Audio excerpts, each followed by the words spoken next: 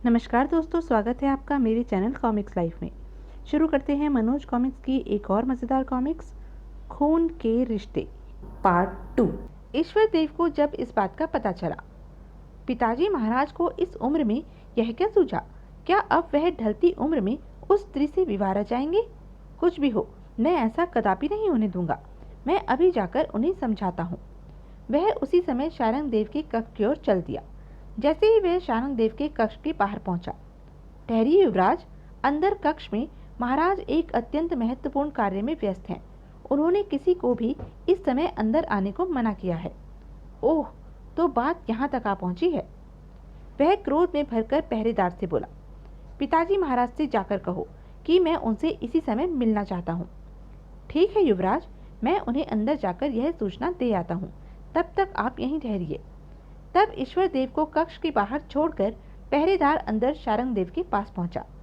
महाराज, कक्ष के बाहर युवराज ईश्वर देव खड़े हुए हैं और वह आपसे इसी समय मिलना चाहते हैं।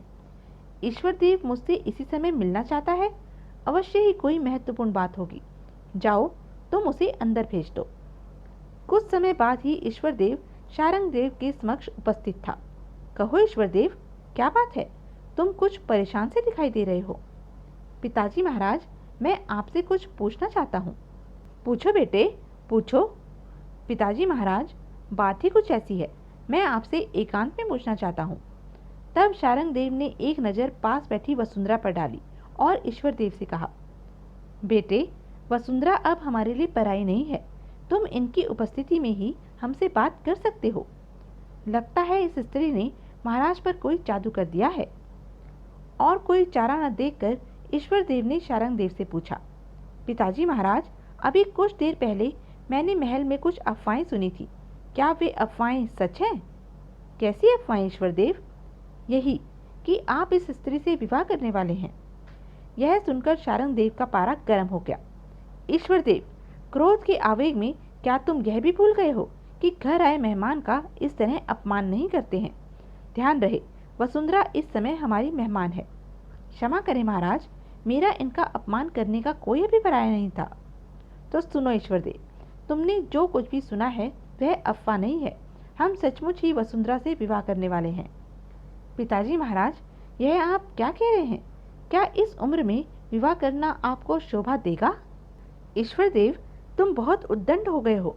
तुम हमें उपदेश देने वाले होते कौन हो? हम अपना बुरा भला अच्छी प्रकार से सोच समझ सकते हैं। तुम यहाँ से जा सकते हो। जी पिताजी महाराज। ईश्वर देव अपमानित सा कक्ष से निकल गया।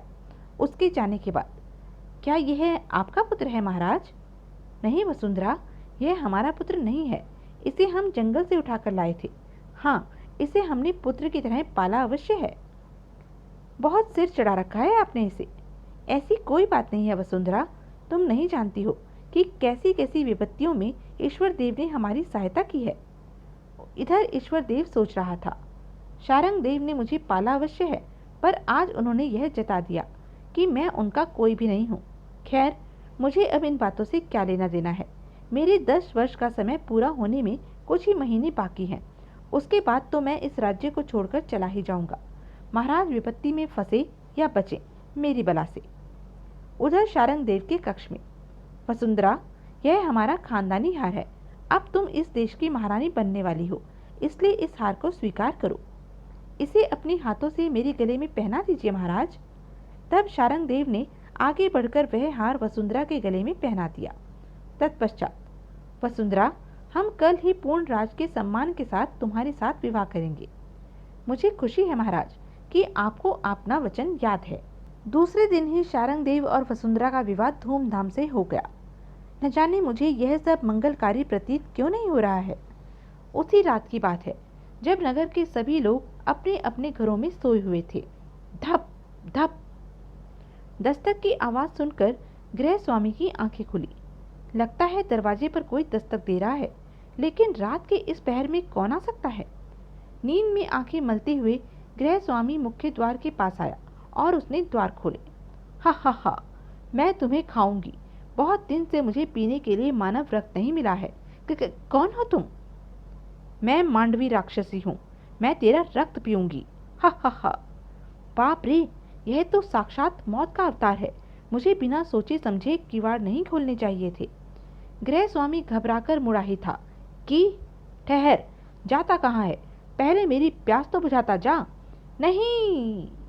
मांडवी राक्षसी ने गृह स्वामी की गर्दन में अपने दांत गड़ा दिए और उसका रक्त पीने लगी। बचाओ, बचाओ! चीख पुकार की आवाज सुनकर गृह स्वामिनी की आंखें खुली। यह शोर कैसा था? ओह, मेरे पति की चारपाई भी खाली है। कहीं कोई गड़बड़ तो नहीं? मुझे द्वार पर जाकर देखना चाहिए। गृह स्वामिनी जैसे ही मुख्य द्वार के पास पहुंची, अरे यह क्या?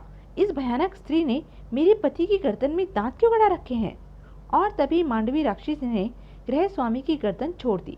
गृह स्वामी निर्जीव सा पृथ्वी पर गिर पड़ा। आहा, अब मेरी प्यास बुझी है। मजा आ गया उसका खून पीकर। पति को निर्जीव देखकर गृह स्वामिनी बेहोश होकर गिर पड़ी और हा हा हा हा भयंकर अट्टहास करती हुई मांडवी राक्षसी वहां से चली गई। उसी समय राजमहल में राजा शारंगदेव की आंख खुली। ओह, यह वसुंधरा इस समय कहाँ चली गई? वे हैरान से अभी सोच ही रहे थे कि वसुंधरा ने कक्ष में प्रवेश किया। वसुंधरा, तुम कहाँ चली गई थी? महाराज, मुझे नींद नहीं आ रही थी, इसलिए जरा छत पर घूमने चली गई थी। शारंगदेव वसुंधरा की बात सुनकर आश्वस्त हो गया। दूसरे दिन नगर में, कुछ सुना तुमने? कल रात कुलभूषण को एक राक्षसी ने मार डाला। हाँ, सुना है कुलभूषण की पत्नी ने उस राक्षसी को साक्षात देखा है। पता नहीं वह राक्षसी कौन थी। नगर के लोगों में राक्षसी के प्रति भय व्याप्त हो गया।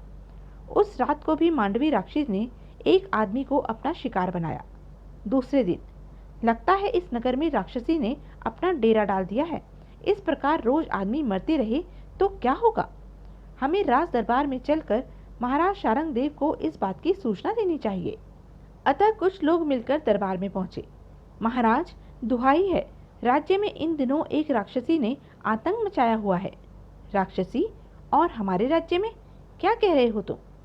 तब उस आदमी ने राक्षसी के उत्पात के बारे में शारंगदेव को बताया। सारी बात जानकर शारंगदेव सोच में पड़ गए। तत्पश्चात, हम शीघ्र ही तुम लोगों को इस राक्षसी के आतंक से छुटकारा दिलवा देंगे। हमें इस कार्य के लिए थोड़ा समय चाहिए। महाराज, शीघ्र से शीघ्र वह राक्षसी मर जानी चाहिए, वरना उसके डर से लोग विदर्भ देश को छोड़कर कहीं और जा बसेंगे। यह सुन शारंगदेव सोच में पड़ गए। अगर हमारी प्रजा ही विदर्भ देश को छोड़कर चली जाएगी तो ऐसी अवस्था में हम राज किस पर करेंगे? हमें तुरंत ही कुछ करना चाहिए। सहसा उन्हें ईश्वर देव का स्मरण हो आया। इस विपत्ति से तो ईश्वर देव ही हमें छुटकारा दिला सकता है, पर यह बात हम उससे कहें कैसे? वसुंधरा के विषय में जब वह हमसे बात करने आया था तो हमने उसे डांटकर भगा दिया था। आखिरकार जब उन्हें कोई उपाय नहीं सूझा तो उन्होंने ईश्वर देव को बुलाया। ईश्वर देव, हम जानते हैं कि इन दिनों तुम हमसे नाराज हो। नहीं पिताजी महाराज, ऐसी कोई बात नहीं है। ईश्वर देव, राज्य में इन दिनों एक राक्षसी ने आतंक मचाया हुआ है। वह लोगों का रक्त चूसकर उन्हें मौत के घाट उतार देती है। हमें कुछ समझ नहीं आ रहा है कि राक्षसी के आतंक से राज्य के निवासियों को कैसे छुटकारा दिलाएं। पिताजी महाराज, मेरे रहते हुए आपको चिंतित होने की कोई आवश्यकता नहीं है। बेटा, हमें तुमसे ऐसी ही उम्मीद थी। तब आप चिंता छोड़िए और राक्षसी को इस राज्य से भगाने का कार्य मुझ पर छोड़ दीजिए। शारंगदेव को दिलासा देकर ईश्वर देव कक्ष से निकल आया। जब वह अपने कक्ष में पहुंचा, ओह, कबूतर और कबूतरी का जोड़ा कुर्सी पर बैठा हुआ है। लगता है आज ये मुझे कोई विशेष बात बतलाने आए हैं। जैसे ही वह उनके पास पहुंचा, ईश्वर देव, हम जानते हैं कि आज तुम परेशान क्यों हो। क्या तुम सचमुच मेरी परेशानी का कारण जानते हो? ईश्वर देव, तुम मांडवी राक्षसी के बारे में परेशान हो रहे हो। हाँ, तुम ठीक कह रहे हो कबूतर। क्या तुम जानते हो कि वह राक्षसी कौन है और वह किस प्रकार मर सकती है? तब कबूतरी ने उसे बताया। ईश्वर देव, राजा शारंगदेव की पत्नी वसुंधरा ही मांडवी राक्षसी है। यह तुम क्या कह रही हो कबूतरी? वसुंधरा कोई मानवी नहीं है, यह उसका नकली रूप है। दरअसल वह राक्षस राज चक्रासुर की पुत्री मांडवी है। वह रोज रात को राक्षसी का रूप धरकर लोगों का खून पीती है और उसके पश्चात अपने कक्ष में आकर सो जाती है।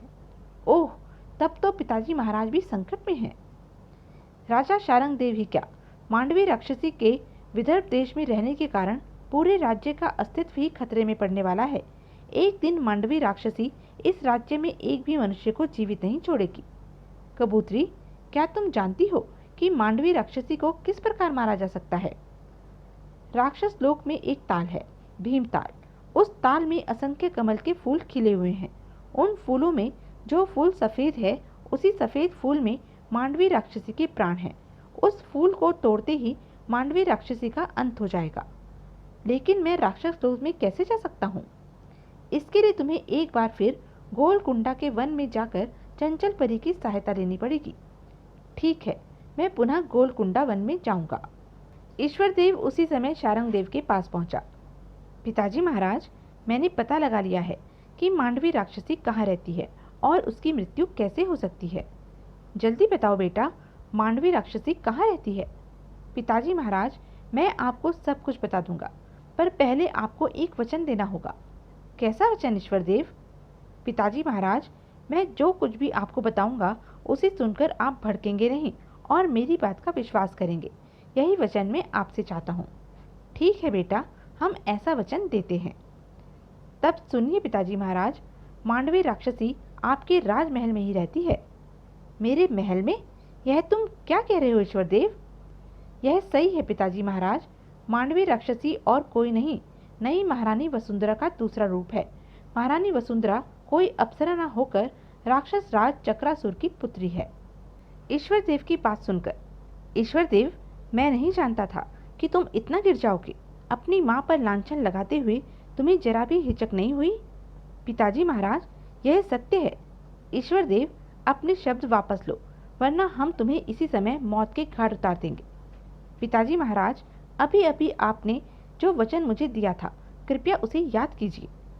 ईश्वर देव, वचन मांगकर तुमने हमारे हाथ बांध दिए हैं, वरना आज हम तुम्हें जीवित नहीं छोड़ते। पिताजी महाराज, क्रोध त्याग दीजिए और मैंने जो कुछ भी आपको बताया है उस पर विश्वास कीजिए।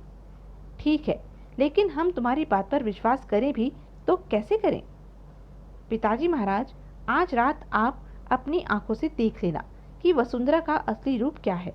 तब तो आपको विश्वास हो जाएगा कि मैं सच कह रहा हूँ। ठीक है, आज हम वसुंधरा पर निगरानी रख कर देखेंगे, लेकिन यदि तुम्हारी बात असत्य हुई तो तुम्हें दंड देंगे। ठीक है पिताजी महाराज। उसी रात जब शारंग देव शैया पर आंखें मूंदकर लेटे हुए थे, लगता है शारंग देव सोया हुआ है।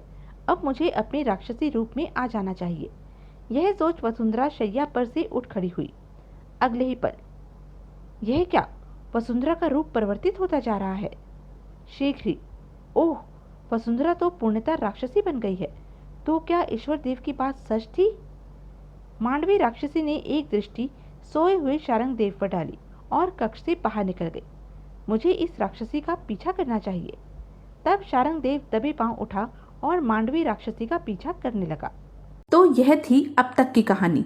आगे की कहानी जानने के लिए बने रहें मेरे साथ। और हाँ, मेरे चैनल को लाइक, शेयर और सब्सक्राइब करना ना भूलें। धन्यवाद।